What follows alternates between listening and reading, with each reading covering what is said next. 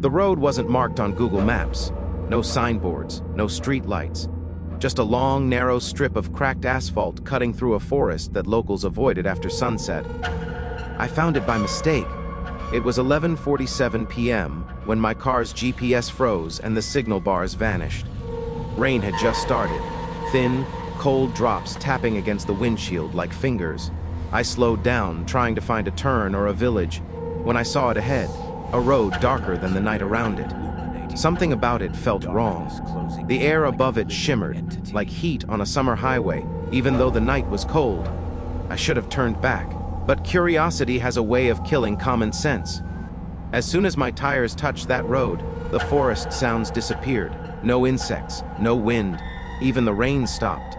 The headlights seemed weaker, barely reaching a few meters ahead, as if the darkness was swallowing the light. I drove slowly. That's when I noticed the marks on the road. Long black streaks, like tire marks, but too many, hundreds of them, layered on top of each other, going both directions, as if countless vehicles had raced here again and again.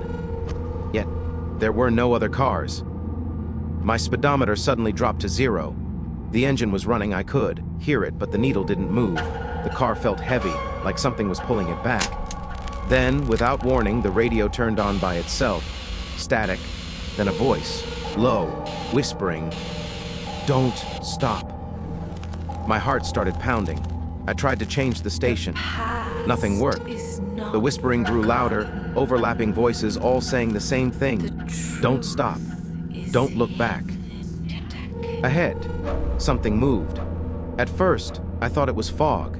Then I realized it was people.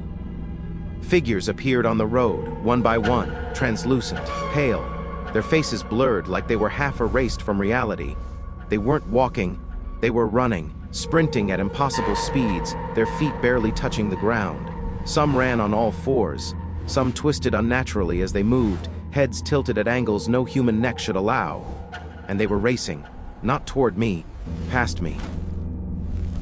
A rush of cold air slammed into my car as the first one passed through the hood. Through it, not around it. My windshield frosted over instantly, and I screamed as my breath turned white. Then another passed, and another. Dozens of them. Hundreds. The road was alive with motion. Spirits racing side by side, their mouths open in silent screams, eyes glowing faintly as they chased something I couldn't see. In my rearview mirror, I saw headlights. Old-fashioned ones, yellow and flickering.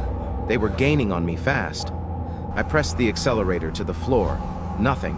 The car wouldn't move faster than a crawl. The racing spirits began to notice me. One slowed down, it turned its head, and looked straight at me. Its face came into focus for the first time. Burned, torn, eyes sunken deep into black sockets. Its mouth stretched into a grin that was far too wide.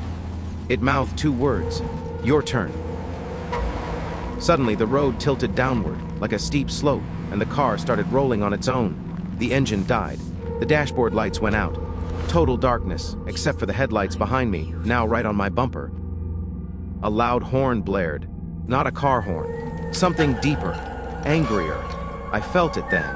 A presence pressing against my chest, filling my head with images that weren't mine. A bus losing control. A truck speeding, brakes failing. A motorbike skidding, metal scraping asphalt. Screams, impact, death. I understood.